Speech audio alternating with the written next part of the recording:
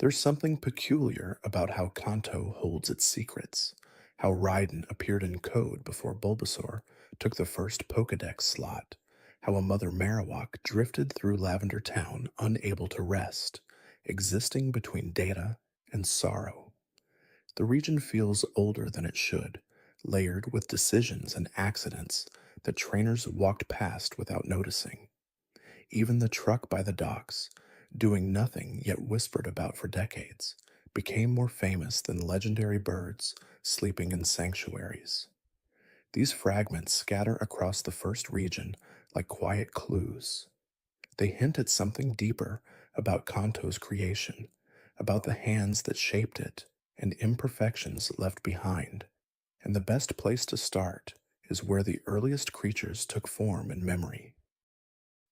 Before anyone knew the shape of Pikachu or felt the weight of choosing between three starter creatures, the foundation of Kanto was being carefully built inside the walls of Game Freak, a small studio that felt more like a passion project than a powerhouse. In the late 1980s, Satoshi Tajiri and Ken Sugimori worked alongside a handful of young developers who believed deeply in an idea that seemed almost impossible at the time, creating a game where children could capture creatures and trade them with friends using a simple cable connection. The inspiration came from Tajiri's childhood memories of catching insects in the countryside, watching them crawl and flutter, then trading them with other children who shared his fascination with the natural world. He imagined translating that quiet joy into something digital where handheld devices could become windows into a living ecosystem, where connection between players would matter just as much as the journey itself. The technology available on the original Game Boy was extremely limited, with tiny cartridges that could barely hold enough data for a few sprites and sound effects, let alone an entire world filled with 151 creatures. The link cable, which would eventually become one of the most iconic features of the Pokemon experience, was hardly being used by developers at the time, as most saw it as a novelty rather than a foundation for gameplay. But Game Freak decided to build their entire vision around that cable, to make trading and battling between players the emotional heart of the experience, even though it meant taking a significant risk on technology that hadn't proven itself yet. Development stretched across 6 long years, far longer than most Game Boy titles ever took, as the small team constantly hit walls related to memory constraints, sprite limitations, and mechanics that had never been attempted before in handheld gaming. Ken Sugimori handled most of the artwork almost entirely by himself, with only minimal assistance from a few other artists who helped refine his vision. He drew, redrew, and finalized the designs of all 151 creatures, carefully considering how each one would look when reduced to tiny pixel sprites on a monochrome screen. The limitations of the Game Boy forced him to simplify many designs, stripping away unnecessary details and focusing on silhouettes and shapes that would remain recognizable even at extremely low resolution. This process, born from technical necessity, ended up giving Pokemon their distinct and iconic visual style, where every creature could be identified instantly by shape alone, even before color was added in later versions. One of the most fascinating aspects of Kanto's development is how close many beloved creatures came to being cut from the games entirely, simply because space was so impossibly tight. Every sprite, every move animation, every sound effect had to be carefully weighed against the limited memory available on those early cartridges. Some creatures were shifted around late in development, which explains why the order of the Pokédex sometimes feels unusual, with certain evolutionary families appearing out of sequence or types clustered in unexpected ways. The famous missing no glitch, which would later become one of the most legendary aspects of the Kanto experience, came directly from these memory constraints, as unused data left in the cartridge created unintended outcomes when the game tried to reference non existent Pokemon entries in its database. When Pokemon Red and Green finally released in Japan in 1996, nobody expected them to become a cultural phenomenon that would span decades and reach every corner of the globe. At first, sales were modest, with the games slowly finding their audience through word of mouth rather than explosive marketing campaigns. But as players discovered the excitement of trading creatures with friends, of battling to see whose team was stronger, of searching for rare encounters hidden in tall grass and dark caves, the games began to explode in popularity across Japan. The addition of Mew, a secret 151st creature that was never officially advertised but quietly placed in the game's code, only added fuel to the growing fire of mystery and speculation. Players became convinced that the games contained hidden secrets waiting to be uncovered, that there were always more mysteries lurking just beneath the surface, and this sense of discovery became part of Pokemon's identity from the very beginning. And before you drift off, maybe tap subscribe for more gentle videos and let me know where you're listening from tonight. When it came time to bring the games overseas to international audiences, things changed in subtle but meaningful ways. In Japan, Red and Green were the original pair, but for the international release, Nintendo chose Red and Blue instead. Blue had been released in Japan later as a refined version, with updated sprites, fixed bugs, and improved visuals, making it feel more polished than the original Green cartridge. This meant that many fans around the world grew up with Red and Blue as their first Pokemon games, even though Green technically came first in the franchise's history. The choice also explains why certain differences in sprites and designs exist between regions, with some creatures looking slightly different depending on which version a player experienced first. The later release of Pokemon Yellow added another gentle layer to Kanto's development story, arriving after the anime had become hugely popular and Pikachu had emerged as a global icon, recognized even by people who had never played the games. Yellow was designed to tie the games more closely to the animated series, giving players a partner Pikachu that followed them around on screen, refusing to stay inside its Pokeball, just like Ash's Pikachu in the show. This small change made the game feel more personal, as though the creature walking beside the player was a companion rather than just another entry in the Pokédex. The game also adjusted the availability of certain creatures and changed how some events unfolded, creating an experience that felt like stepping directly into the world of the anime, while still maintaining the core mechanics that made the original games so compelling. As we drift a little deeper tonight into the world of Kanto's earliest creatures,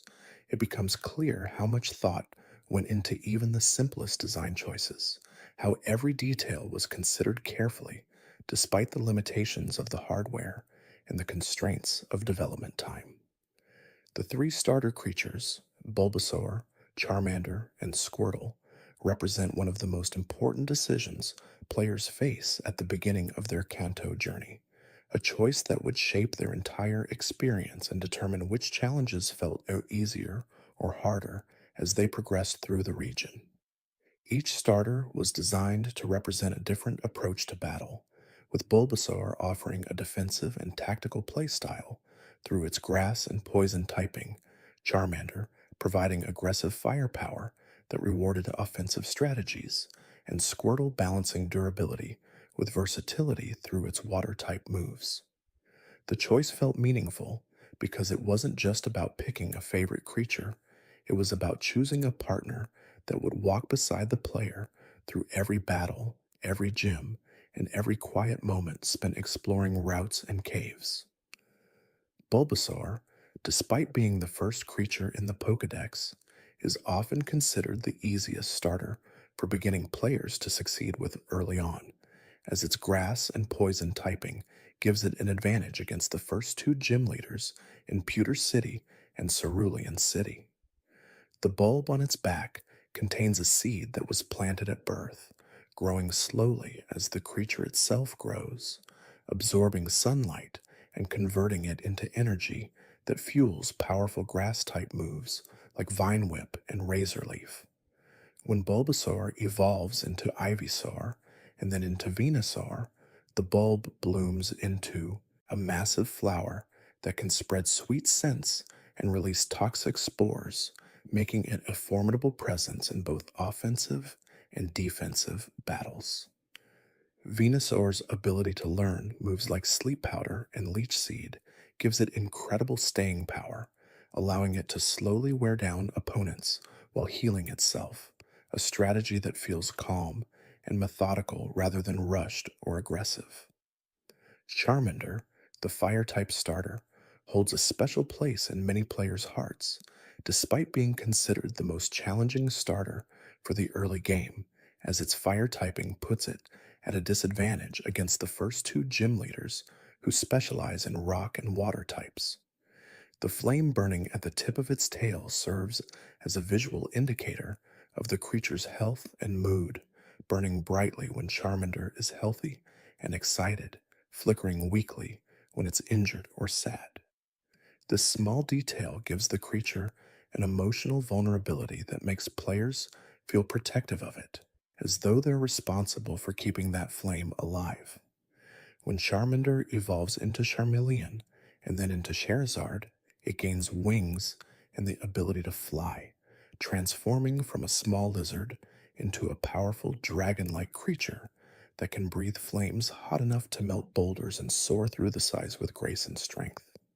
Squirtle, the water type starter, offers a balanced approach that makes it reliable throughout the entire journey, with its shell providing natural defense while its water type moves remain useful against a wide variety of opponents. The shell on its back is not just for protection, it's also used as a tool for swimming at high speeds and for withdrawing completely when threatened, creating a portable fortress that keeps the creature safe from harm. When Squirtle evolves into Wartortle and then into Blastoise, it gains powerful cannons that emerge from its shell, capable of firing water blasts with enough force to punch holes through thick steel. Blastoise's design feels mechanical and sturdy, like a living tank that can withstand incredible punishment while delivering devastating attacks, making it a favorite among players who appreciate defensive strategies and gradual power building. The choice between these three starters became one of the defining moments of childhood for countless players, sparking debates on playgrounds and in schoolyards about which one was truly the best, even though the answer always came down to personal preference and playstyle rather than objective superiority. Slowly, the story widens as we move beyond the starters and into the world of Kanto's other beloved creatures, where each one carries its own history and purpose within the region's ecosystem. Pikachu, despite not being a starter in the original Red and Blue versions, became the face of the entire franchise through its prominent role in the anime series, where it served as Ash Ketchum's loyal partner and primary battler throughout countless adventures. Before this anime, Pikachu was simply one of many electric-type creatures available in Viridian Forest, a small mouse-like Pokémon that players often caught early and then boxed in favor of more powerful options like Raichu or Magneton. But the anime transformed Pikachu into a global icon, recognizable even to people who had never played a Pokemon game or watched a full episode of the show. Its yellow coloring, red cheeks, and lightning bolt shaped tail became symbols of the franchise itself, appearing on merchandise, billboards, and promotional materials across the world. The decision to make Pikachu the mascot instead of Clefairy, which was initially considered for the role, came down to its design and appeal, as Pikachu's simple shape and bright colors made it more visually striking and easier for children to recognize and remember. Clefairy had a stronger presence in the early Pokemon manga and was considered cute and marketable, but Pikachu's electric typing and energetic personality made it feel more dynamic and exciting as a mascot. The voice of Pikachu in the anime, performed by Ikue Otani, became so iconic that it was kept in every localized version of the show worldwide, with Pikachu speaking only in variations of its own name, rather than being given different voice actors in different regions. This created a universal sound that transcended language barriers, making Pikachu feel like the same character no matter where in the world someone was watching. In the games, Pikachu's evolution into Raichu through the use of a Thunderstone creates an interesting dilemma for players, as Raichu is objectively more powerful in terms of stats and move pool, but many players chose to keep their Pikachu unevolved out of attachment to the smaller, cuter form. This emotional decision, choosing connection over power, became a recurring theme throughout the Pokemon series, where the bond between trainer and creature often mattered more than raw battle effectiveness. The anime reinforced this idea by having Ash's Pikachu refuse to evolve, preferring to stay as it was and prove that size and strength didn't determine worth or capability. There's a quiet comfort in remembering moments like these, where simple design choices and narrative decisions created emotional connections that lasted far beyond childhood, where a small electric mouse became a symbol of friendship and perseverance. Eevee, another creature that holds a special place in Kanto's history, represents the concept of potential and choice through its ability to evolve into multiple different forms depending on which evolutionary stone is used. In the original games, Eevee could evolve into Vaporeon through a Water Stone, Jolteon through a Thunder Stone, or Flareon through a Fire Stone, giving players the ability to shape their Eevee into whichever type would best complement their team. This versatility made Eevee incredibly valuable, as it could fill almost any role depending on what a player needed. At the time, Vaporeon became a bulky water type with high hit points and special attack, capable of taking hits and dishing out powerful surf and hydro pump attacks. Jolteon became a lightning fast special attacker with incredible speed, often moving first in battles and delivering devastating thunderbolts before opponents could react. Flareon, despite being the least competitively viable of the three, due to its awkward stat distribution, still held appeal for players who loved fire types and wanted a fluffy, fox like creature on their team. The design of Eevee itself is deceptively simple, resembling a small fox or dog with a fluffy collar and large ears. But this simplicity allows it to serve as a blank canvas that can be transformed into something entirely different depending on the player's choice. The evolutions don't just change Eevee's type, they completely alter its appearance, temperament, and role in battle, making each evolution feel like a different creature entirely, rather than just a powered up version of the original. This concept of branching evolution paths would become a recurring theme in later generations, but Eevee remains the most iconic example, the creature that first introduced players to the idea that potential could take many forms. Before we move deeper into the legendary creatures and myths of Kanto, it's worth pausing to consider how these early Pokemon shaped the way players understood type advantages, evolution mechanics, and the importance of building balanced teams rather than relying on a single, overpowered creature. The three legendary birds of Kanto, Articuno, Zapdos, and Moltres, represent some of the earliest legendary creatures introduced in the franchise, each one tied to a specific location and requiring players to explore carefully and prepare thoroughly before attempting to capture them. Articuno, the ice and flying type bird, could be found deep within the Seafoam Islands, a maze-like cave system filled with strong currents and icy puzzles that required the use of strength to move boulders and block water flows. The journey to reach Articuno felt like a pilgrimage, as players had to navigate carefully through the cave, avoiding wild encounters and conserving resources until they finally reached the innermost chamber where the legendary bird waited in stillness.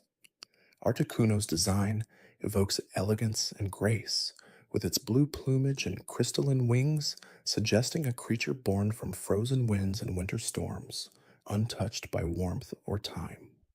Zapdos, the electric and flying type bird, resided in the abandoned power plant, a decaying industrial facility filled with electric type Pokémon and the lingering energy of machines that once powered the region. Unlike Articuno, which waited passively in its chamber, Zapdos felt more aggressive and territorial, guarding the power plant as though it had claimed the space for itself. Its spiky yellow feathers and angular design give it a sharper, more dangerous appearance compared to the smooth elegance of Articuno, suggesting a creature that embodies raw power and uncontrolled energy. Catching Zapdos often required players to carefully manage their Pokeballs and status moves, as its high speed and powerful electric attacks could quickly knock out unprepared teams. Moltres, the fire and flying type bird, could be found at Victory Road, the final dungeon that players had to navigate before reaching the Elite Four and the Pokemon League. Placing Moltres here created a natural climax to the collection of legendary birds, as players who had already captured Articuno and Zapdos could complete the trio just before facing the toughest challenges in the game. Moltres' design radiates heat and intensity, with its flaming wings and red and orange plumage, suggesting a creature born from volcanic eruptions and summer fires.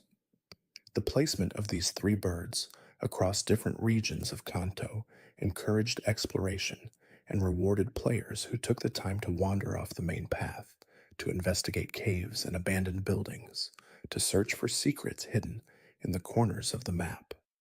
The legendary birds were not just powerful creatures to add to a team, they were symbols of mastery and completion, proof that a player had explored every corner of Kanto and overcome the challenges required to reach these hidden sanctuaries. As we drift a little deeper tonight, moving beyond the legendary birds and into the mysteries surrounding Mewtwo and Mew, the atmosphere of Kanto begins to shift from exploration and collection into something darker and more philosophical, where questions about creation, purpose, and the ethics of genetic manipulation begin to emerge from the shadows. Mewtwo stands as one of the most powerful and tragic creatures in the Kanto region, a being created through scientific experimentation rather than natural birth, cloned from the DNA of Mew and enhanced to become the ultimate battler. The backstory of Mewtwo, revealed through journals found in the Pokemon Mansion on Cinnabar Island, paints a picture of a creature that was brought into existence without consent, engineered to be powerful, but given no purpose beyond serving as a weapon or tool.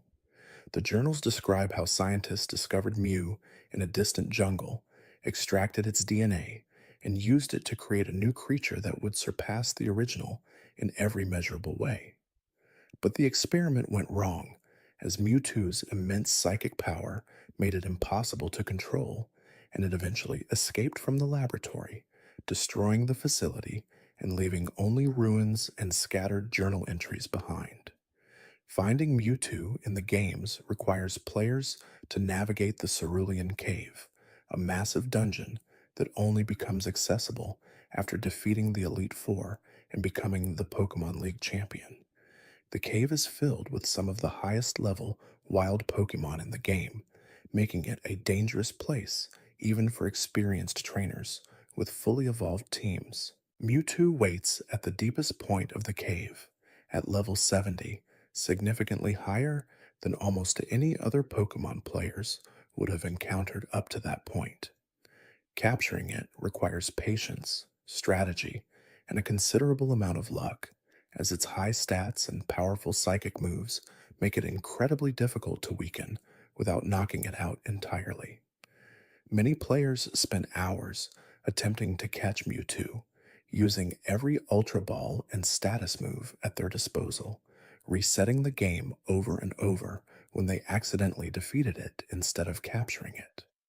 The design of Mewtwo reflects its artificial origins, with a sleek, almost mechanical appearance that contrasts with the organic, natural look of most other Pokémon. Its proportions are slightly off, too tall and thin, with a large head and long tail that give it an alien quality, as though it doesn't quite belong in the natural world. This visual dissonance reinforces the idea that Mewtwo is a creature that was made rather than born, assembled from parts and intentions, rather than allowed to develop naturally through evolution and environmental adaptation. Mew, the original creature from which Mewtwo was cloned, represents something entirely different, a being of purity and playfulness that was never officially made available through normal gameplay in the original Red and Blue versions. Mew could only be obtained through special Nintendo events or through a glitch that was discovered years after the game's release, a glitch that involved specific timing and sequence breaking to manipulate the game's encounter system. The glitch became almost as legendary as Mew itself, passed around through word of mouth and early internet forums, allowing players to encounter the mythical creature without needing to attend an official event. Mew's design is simple and childlike, resembling a pink fetus or embryo with large eyes and a long tail, suggesting a creature that exists in a state of eternal innocence and potential. The relationship between Mewtwo and Mew became one of the central themes of the first Pokemon movie, where Mewtwo's existential crisis and search for meaning drove the entire narrative, asking whether a creature created artificially had the same right to exist and find purpose as a creature born naturally. The movie treated these questions seriously, presenting Mewtwo as a sympathetic character whose anger and confusion stemmed from legitimate trauma rather than simple villainy. For many children who watched the film, it was their first introduction to complex philosophical ideas about identity, creation, and the ethics of playing God, all wrapped in a story about creatures battling and trainers learning to understand the consequences of their ambitions. Before we continue this gentle journey through Kanto's deeper mysteries, it's worth reflecting on how these legendary creatures transformed the region from a simple adventure game into a world with lore, history, and moral questions that extended far beyond catching and battling. If you're still awake halfway through, maybe subscribe before you drift off, and tell me what time it is where you're watching from. The gym leaders of Kanto, each specializing in a specific type of Pokemon, provided structure to the player's journey and created natural progression points that taught type advantages and strategic thinking. Brock, the first gym leader in Pewter City, specialized in rock-type Pokemon, presenting an immediate challenge to players who chose Charmander as their starter, as fire-type moves were weak against rock. This early difficulty taught players that relying on a single Pokemon wouldn't always work, that type disadvantages mattered, and that building a diverse team was essential for success. Players who chose Bulbasaur or Squirtle had an easier time against Brock, as grass and water type moves were super effective against his Onix and Geodude, creating a smoother introduction to gym battles and type matchups. Misty, the second gym leader in Cerulean City, specialized in water types, again presenting a challenge to Charmander users while being vulnerable to Bulbasaur's grass moves. Her Starmie, with its psychic typing as a secondary type, could surprise unprepared players with confusion-inducing moves, teaching them that some Pokemon had dual types that created unexpected strengths and weaknesses. The pattern continued through each gym, with Lieutenant Surge's electric types, Erica's grass types, Koga's poison types, Sabrina's psychic types, Blaine's fire types, and Giovanni's ground types, each requiring players to adapt their strategies and think carefully about which Pokemon to bring into battle. Sabrina, the psychic type gym leader in Saffron City, became one of the most challenging battles in the game due to the overwhelming power of psychic types in the original Red and Blue versions, where they had almost no weaknesses and could easily sweep through unprepared teams. Her Alakazam, with its incredible special attack and speed, could often knock out multiple Pokemon in a single battle, forcing players to either grind their teams to higher levels or find creative solutions using status moves and type resistances. The difficulty spike at Sabrina's gym taught players that not all battles could be won through brute force alone, that sometimes strategy and preparation mattered more than raw stats. Giovanni, the final gym leader and secret leader of Team Rocket, represented the culmination of both the gym challenge and the ongoing conflict with the criminal organization that had been causing trouble throughout the region. Discovering that the leader of Team Rocket was also a gym leader added a layer of narrative weight to the final gym battle, making it feel like more than just another obstacle to overcome. Giovanni's ground type Pokemon, particularly his high level Raiden, presented a serious challenge to players who hadn't prepared water or grass type counters, forcing them to think carefully about their team composition before entering the Viridian City gym. The gym leaders weren't just obstacles to overcome, they were characters with personalities and motivations, each one contributing to the larger story of Kanto while teaching players important lessons about type matchups, strategy, and the importance of building a well rounded team. As we drift a little deeper tonight, turning our attention to the Elite Four and the final challenges awaiting players at the Pokemon League, the tone of the journey shifts from exploration and collection to mastery and completion, where everything learned throughout the adventure comes together in a series of climactic battles. The Elite Four, consisting of Lorelei, Bruno, Agatha, and Lance, represented the pinnacle of Pokemon training in the Kanto region, each one specializing in a specific type or theme and commanding teams of high level, fully evolved creatures. Lorelei's Ice type team required players to have strong electric, fighting, rock, or fire type moves, as her Dugong, Cloyster, and Jinx could quickly freeze and overwhelm teams that lacked the proper counters.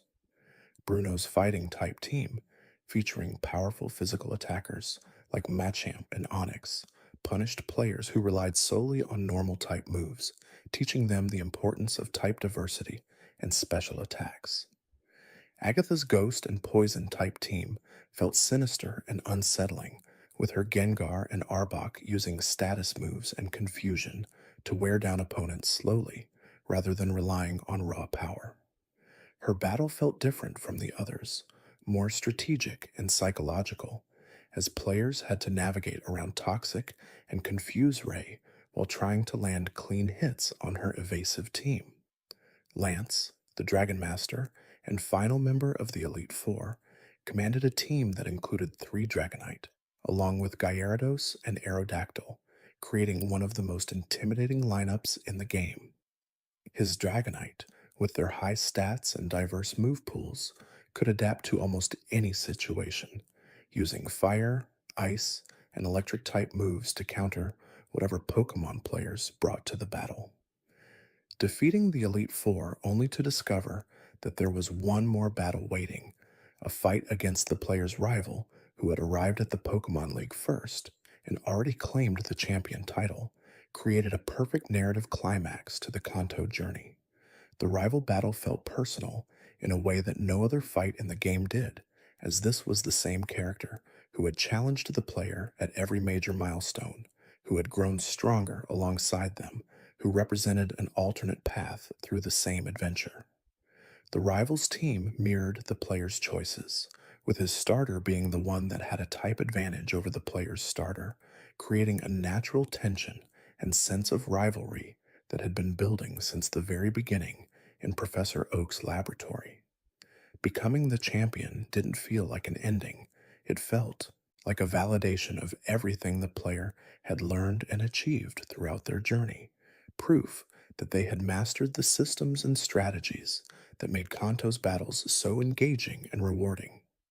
Before we drift any further into the softer details of Kanto's world, it's important to acknowledge how the region's routes, towns, and landmarks created a sense of place and progression that made the adventure feel coherent and meaningful rather than random and disconnected.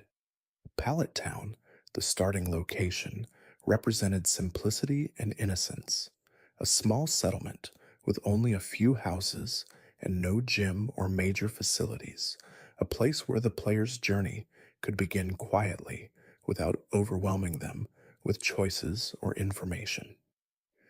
Leaving Pallet Town for the first time, walking through Route 1 toward Viridian City, created a sense of stepping into a larger world, where wild Pokemon waited in tall grass, and other trainers stood ready to challenge anyone who crossed their path. Viridian Forest, the first significant dungeon, taught players how to navigate maze like environments, how to conserve resources during long stretches without access to a Pokemon Center, and how to decide which wild encounters were worth battling and which were better avoided. Pewter City, with its museum and first gym, felt like the first real milestone, a place where the adventure began to feel substantial and purposeful. Mount Moon, the cave system connecting Pewter City to Cerulean City, introduced players to the frustration and excitement of navigating dark tunnels without flash, relying on memory and patience to find the correct path through the stone corridors. The Team Rocket encounters inside Mount Moon added a narrative layer to the exploration, as players discovered that there were villains in this world beyond just rival trainers, people who used Pokemon for selfish and harmful purposes. Cerulean City opened up the world significantly, with multiple routes branching off in different directions, giving players more freedom to explore at their own pace. The Nugget Bridge Challenge, where trainers lined up one after another, tested stamina and resource management, forcing players to decide whether to push through all 5 battles or retreat to the Pokemon Center and heal before continuing. The encounter with the Nugget Bridge Rocket Grunt, who tried to recruit the player into Team Rocket, added a moral choice element that felt meaningful even though the outcome was predetermined, as players could roleplay their refusal and feel like they were actively choosing to be a hero rather than a villain. Lavender Town, with its haunting music and Pokemon Tower filled with ghost type encounters, created an atmosphere of sadness and loss that contrasted sharply with the lighter tone of most other locations in Kanto. The tower served as a cemetery for Pokemon, a place where trainers came to mourn their lost companions, and the presence of ghost type Pokemon throughout the building reinforced the theme of death and remembrance. The story of the Marowak Ghost, a mother Pokemon killed by Team Rocket while defending her child, added emotional weight to the player's conflict with the criminal organization, making them feel like genuine villains rather than just obstacles to overcome. Celadon City, the largest city in Kanto, offered the biggest department store, the Game Corner, with its slot machines and hidden Team Rocket base, and a gym filled with grass type trainers and calming aromas. The variety of activities available in Celadon made it feel like a hub, a place players would return to repeatedly throughout their journey to buy items, gamble for prizes, or simply explore the different buildings and talk to the residents. Discovering the Team Rocket hideout beneath the game corner, accessed through a hidden switch behind a poster, felt like uncovering a secret conspiracy as players descended into underground corridors filled with rocket grunts and valuable items. Saffron City, home to both Silphco and the Fighting Dojo, represented corporate power and martial arts tradition, two very different aspects of the Pokemon world existing side by side in the same location. The Silphco building, taken over by Team Rocket in a hostile occupation, created one of the longest and most complex dungeon sections in the game, with multiple floors, warp tiles, and numerous battles against rocket grunts and executives. Rescuing the Silphco president and receiving the Master Ball as a reward felt like a major turning point, as players finally had a guaranteed way to capture any Pokemon they desired, though most chose to save it for Mewtwo or one of the legendary birds. Cinnabar Island, accessible only by surfing or using the ferry from Vermilion City, felt isolated and mysterious, with its Pokemon mansion filled with fire types and scattered journal entries hinting at dark secrets about genetic experiments and Mewtwo's creation. The mansion served as a puzzle dungeon where players had to activate switches to unlock doors and navigate through multiple floors, encountering high level wild Pokemon and valuable items hidden in rooms that required careful exploration to discover.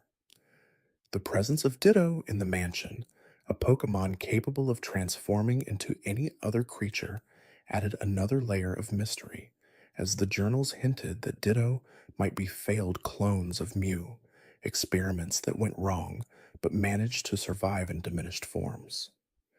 The routes connecting these towns and cities created rhythm and pacing, with longer routes providing more opportunities for trainer battles and wild encounters, while shorter routes offered quick connections between locations for players who wanted to move through the region efficiently.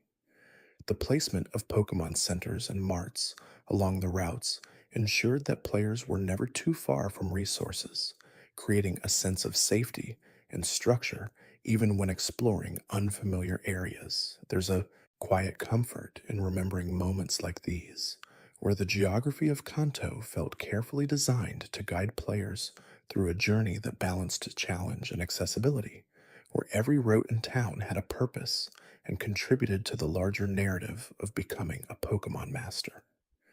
Slowly, the story widens as we consider the smaller details that made Kanto feel alive. The NPCs who offered hints and stories, the hidden items tucked away in corners, the sense that the world existed beyond just the player's immediate needs and goals.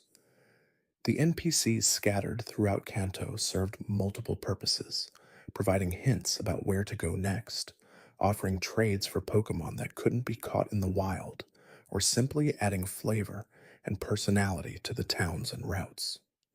The old man in Viridian City who demonstrated how to catch Pokemon created an unintended side effect, temporarily altering data tied to the player's name in a way that would later enable the famous missing no glitch. The girl in Cerulean City who offered to trade her Poliwhirl for a Jinx gave players access to a Pokemon they might not have encountered otherwise, creating a sense of community and exchange that reinforced the game's themes of trading and connection. The fisherman who gave the player the old rod, then later the good rod and super rod, opened up an entire category of Pokemon that could only be caught through fishing, encouraging players to return to bodies of water they had already passed and try their luck with different rods to see what might appear. The item finder, given by one of Professor Oak's aides after catching a certain number of Pokemon, allowed players to detect hidden items buried in the ground,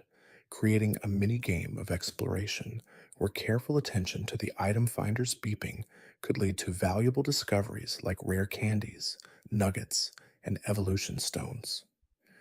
The move tutors and move deleters, though not as prevalent in the original Red and Blue as they would become in later generations, still provided valuable services, allowing players to teach specific moves to Pokemon that couldn't learn them through leveling up, or to remove moves that were taking up valuable space in a Pokemon's limited 4 move slots. The Name Raider in Lavender Town gave players the ability to change the nicknames of their Pokemon, allowing them to correct mistakes or update names as their understanding of the creatures evolved over time.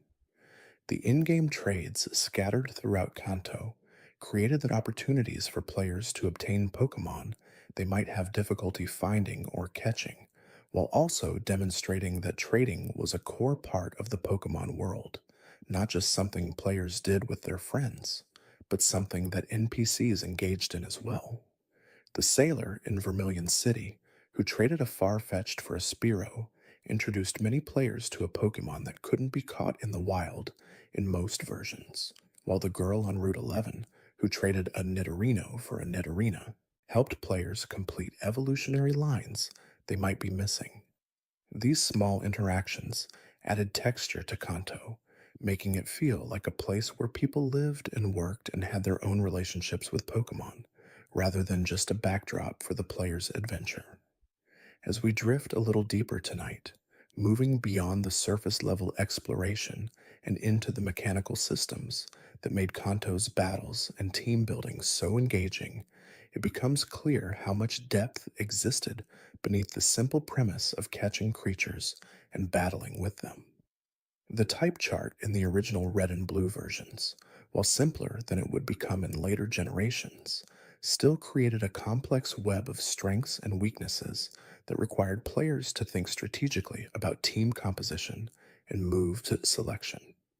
Fire beats grass, water beats fire, grass beats water. This basic triangle formed the foundation of the system, but it extended far beyond these three types. Electric moves were useless against ground types, but devastatingly effective against water and flying types.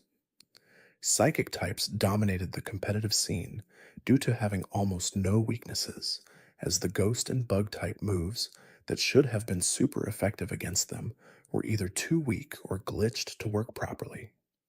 The special stat in red and blue combined both special attack and special defense into a single value, meaning that Pokemon with high special stats excelled at both dealing and receiving special damage, while Pokemon with low special stats struggled in both areas.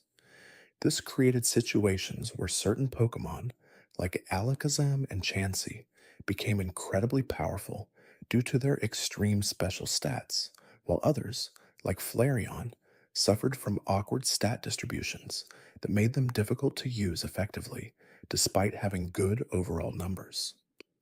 Status moves added another layer of strategy, with moves like Thunder Wave, Toxic, and Sleep Powder providing ways to disable opponents without relying solely on damage. Paralysis from Thunder Wave cut the opponent's speed and occasionally prevented them from moving entirely, creating opportunities for slower Pokemon to act first and land critical hits before taking damage. Toxic inflicted poison that grew worse over time, turning long battles into wars of attrition where the poisoned Pokemon would eventually faint even if they were otherwise winning. Sleep powder and hypnosis put opponents to sleep, rendering them completely helpless until they woke up, which could take anywhere from 1 to 7 turns, depending on random chance. The critical hit system in red and blue worked differently than it would in later generations, with critical hit rates partially based on a Pokemon's speed stat rather than being a flat percentage for all moves. This meant that fast Pokemon like Jolteon and Alakazam had higher chances of landing critical hits, while slower Pokemon like Snorlax and Raiden almost never scored criticals. Certain moves, like Slash and Razor Leaf, had increased critical hit rates, making them valuable despite having lower base power than other options. The badge boost glitch, an unintended mechanic in the original games, caused stat boosts from badges to be reapplied every time a Pokemon's stats changed during battle, leading to situations where stat boosting moves like Swords Dance or Amnesia could create massive compounding increases that made Pokemon nearly unstoppable. Players who discovered this glitch could exploit it to create sweepers that grew exponentially stronger with each turn, though most casual players never noticed the effect and played through the game without ever realizing it existed. The limited PP system for moves meant that players had to think carefully about when to use powerful attacks and when to conserve them for tougher battles, as running out of PP for all moves would force a Pokemon to use Struggle, a move that damaged the user as well as the opponent. This resource management added tension to long dungeons like Victory Road or the Cerulean Cave, where players had to balance the need to battle trainers for experience against the risk of depleting their moves before reaching a Pokemon Center. Before we move deeper into the legendary glitches and myths that became part of Kanto's folklore, it's worth pausing to appreciate how these mechanical systems created a foundation for competitive play that would evolve and expand over decades, spawning entire communities dedicated to understanding and optimizing Pokemon battles. The missing no glitch stands as one of the most famous and widely discussed aspects of the original Pokemon Red and Blue, a mysterious entity that appeared when players performed specific actions in a specific sequence, exploiting the way the game stored and retrieved data from memory. The glitch involved talking to the old man in Viridian City who demonstrated how to catch Pokemon, then immediately flying to Cinnabar Island and surfing along the eastern coast where the grass met the water. The game, confused by the sequence of events, would pull encounter data from the player's name rather than from the normal wild Pokemon table, leading to strange and unpredictable encounters, including the infamous Missing No, a glitchy sprite that appeared as a backwards L shape or a scrambled mess of pixels depending on the player's name. Encountering Missing No had several effects, the most famous being the duplication of the sixth item in the player's bag, leading to endless stacks of rare candies, master balls, or any other item the player positioned in that slot before triggering the glitch. For children who discovered this through word of mouth or early internet forums, it felt like unlocking a secret cheat code built into the world itself, a way to bypass the normal limitations of the game and create infinite resources. The developers never intended it. The glitch arose from memory constraints and the way the game handled data storage, but Missing No became one of the most iconic aspects of Kanto, remembered not just as a glitch, but almost as an unofficial Pokemon that lived in the data, a ghost in the machine that could be summoned through careful ritual. The Old Man glitch itself, the foundation that made Missing No possible, came from the way the game temporarily altered data tied to the player's name when the Old Man demonstrated catching a Weedle. Flying to Cinnabar Island afterward caused the game to pull encounter data from unexpected places, as the Cinnabar coast had no defined wild Pokemon encounters in its normal code. The game, desperate to find something to make appear, pulled from the player's name data, creating encounters based on the characters and values stored there. This led not only to Missing No, but also to wild Pokemon at impossibly high levels, sometimes over 100, creating absurd battles where level 130 Golduck or level 80 Mewtwo could appear on the coast of a peaceful island. To kids at the time, these glitches were not bugs, but treasures, little cracks in the surface that revealed a deeper world beneath the official game, where code and data interacted in ways that felt magical and mysterious. The belief that the game was alive, bending in unpredictable ways, made Kanto feel less like a finished product and more like a living, breathing world that could surprise and delight even after hundreds of hours of play. Then there was the famous truck rumor, a myth that persisted for years despite having no basis in the actual game's code. On the east side of the SS Anne's dock, hidden behind a small path that could only be accessed through specific movement, there was a simple truck sprite sitting alone near the water.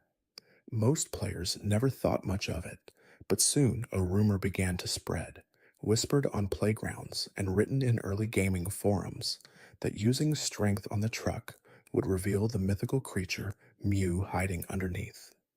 This myth persisted for years, passed from friend to friend, sometimes even appearing in gaming magazines that published reader submitted tips without verification.